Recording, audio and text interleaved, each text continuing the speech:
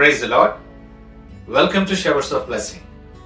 దేవుని కృపలో భద్రపరచబడి నూతన దినంలో ప్రవేశించాం. ఈనాటి దేవుని వాగ్దానం, చేయుటకు నీ చేతికి వచ్చిన ఏ పనినైనను నీ శక్తి లోపము లేకుండా చేయము.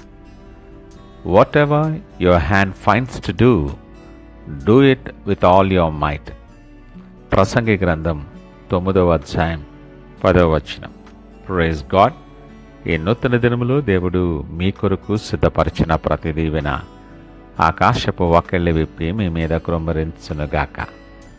ప్రియ దేవుని జనాంగమా, ఒక శిల్పి అద్భుతమైన విగ్రహాన్ని చెక్కాలన్నా, ఒక చిత్రకారుడు అద్భుతమైన పెయింటింగ్ వేయాలన్నా వారు కేవలం చేతులతో కాదు, తమ హృదయముతో ఆ పని చేస్తారు.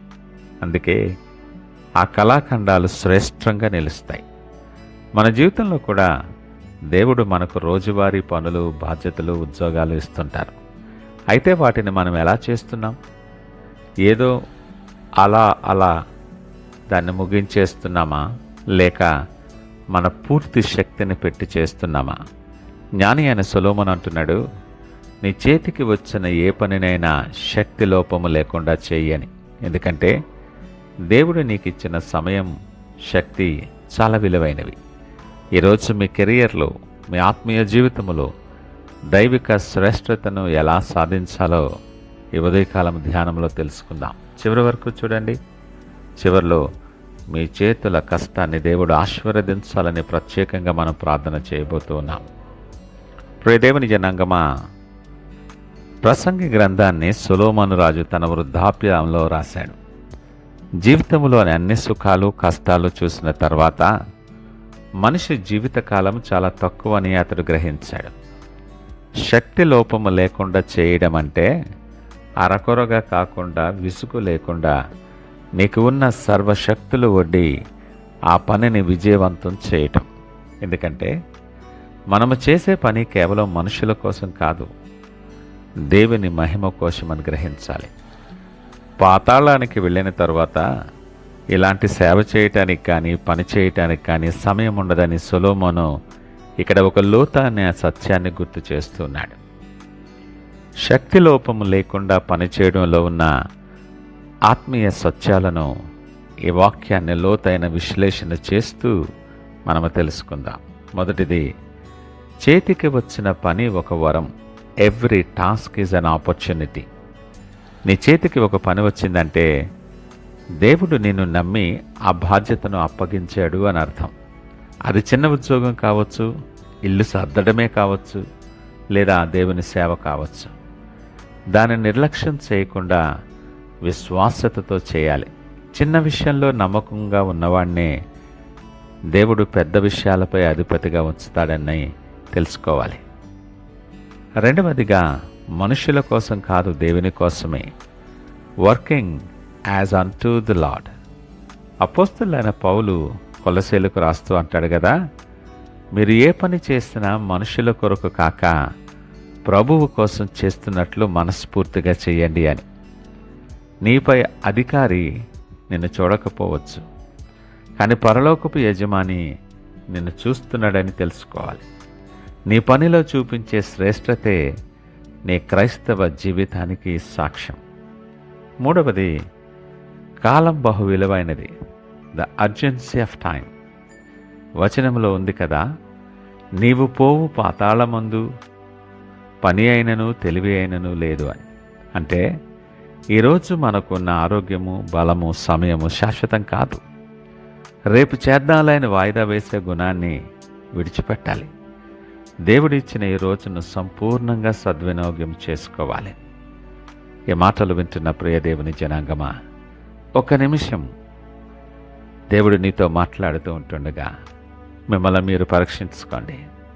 మీరు చేసే ఉద్యోగంలో లేదా వ్యాపారంలో ఎప్పుడైనా ఇంతేలేనా, జీవితానికి ఇది చాలు అన్న బద్ధకంగా కాలం గడుపుతున్నారా? దేవుని పనిలో ఉత్సాహాన్ని కోల్పోయారా? మనకు చేసే పని పట్ల గౌరవం లేకపోవటం, లేదా దేవుడు మనల్ని చూస్తున్నాడనే స్పృహ కోల్పోవడం వల్లే బద్ధకం మనల్ని ఆవహిస్తుంది. లోకంలో ఇతరులతో పోల్చుకుంటూ మనల్ని మనం తక్కువ చేసుకుంటాం. ఆ నిర్లక్ష్య వైఖరిని ఈ దినమే విడిచిపెడదాం. దానియేలులో శ్రేష్టమైన బుద్ధి ఉంది. అందుకే అతడు రాజుల ఎదుట హెచ్చింపబడ్డాడు. నువ్వు ఏ రంగంలో ఉన్నా సరే అక్కడ నీ శ్రమను 100% పెట్టు. మిగతా బాధ్యత దేవుడు చూసుకుంటాడు. ఆయన నీ చేతుల కష్టార్జితాన్ని వృధాగా పోనివ్వడు. ఈరోజు మీ చేతికి వచ్చే మొదటి పనిని అత్యంత శ్రద్ధతో సంతోషముతో చేయండి. ఎవరిపైన సణుక్కోకుండా, ప్రభువా, ఈ పనిని నీ మహిమ కోసం చేస్తున్నాను అని ప్రారంభించండి. మీ పనితీరులో వచ్చే మార్పును మీ చుట్టూ ఉన్నవారు తప్పక గుర్తిస్తారు. ప్రియదేవుని జనాంగమా, దేవుడు మీ చేతికి ఇచ్చిన పనిని పూర్తి శక్తితో శ్రేష్టంగా చేస్తానని మీరు తీర్మానించుకుంటే ఇప్పుడే కామెంట్ సెక్షన్లో I will do my best for God అని టైప్ చేయండి. మీ నిబద్ధతను చాటి చెప్పండి. ఈ మాటలు వింటున్న ప్రియదేవుని జనాంగమా, ఏ నూతన దినాన్ని ఆరంభిస్తున్న నేపథ్యంలో, ప్రేమ కలిగిన వాగ్దానము ద్వారా దేవుడు నిన్ను దర్శిస్తున్న నేపథ్యంలో, ఒకవేళ బద్ధకంతో నిరాశతో మీ చేతులు సడలిపోయాయేమో, నేను ఎంత కష్టపడినా గుర్తింపు రాలేదని అలసిపోయారేమో, దిగులు పడకండి. మీ శ్రమను రహస్యమందు చూచుచున్న మీ పరలోకపు తండ్రి మిమ్మల్ని బహిరంగంగా ప్రతిఫలంతో గణపరచబోతున్నారు. మీ చేతులకు నూతన బలాన్ని ఇవ్వమని ఆయన అడగండి. ఆయనే మిమ్మల్ని నడిపిస్తాడు. ఆ సంపూర్ణ విశ్వాసముతో ఆయన వైపు చూస్తూ నూతన దినాన్ని ప్రార్థనతో ఆరంభిద్దామా? ప్రార్థించుకుందాం. మహోన్నతుడు, నమ్మకమైన మా యేసయ్య, సర్వసృష్టికి కారణభూతుడమైన తండ్రి, మీకు వందనాలు. ఈ అద్భుతమైన వాక్యోపదేశాన్ని బట్టి నీకు కృతజ్ఞతాస్తుతులు తెలియచేస్తున్నా. ఈ సందేశం వింటున్న నీ బిడ్డల చేతికి వచ్చిన ప్రతి పనిని వారి శక్తి లోపము లేకుండా శ్రేష్టమైన మనస్సుతో చేయటానికి కావలసిన ఉత్సాహాన్ని, జ్ఞానాన్ని, శక్తిని వారికి దయచేయమని ప్రార్థన చేస్తున్నాను. వారిలో ఉన్న బద్ధకాన్ని, వాయిదా వేసే తత్వాన్ని యేసు నామములో దూరపరుస్తున్నాం తండ్రి. వారి ఉద్యోగాలను, వ్యాపారాలను, గృహ బాధ్యతలను సమస్తాన్ని మీరు దీవించమని ప్రార్థన చేస్తున్నాను. వారి చేతుల కష్టార్జితాన్ని ఆశీర్వదించి అనేక మందికి దీవెనకరముగా, మీకు మహిమకరముగా మార్చమని, మీరే మహిమ, ఘనత, ప్రభావాలు పొందుకొని యేసు పరిశుద్ధ నామమున అడిగి వేడుకొంచున్నాం తండ్రి. ఆమేన్. God bless you.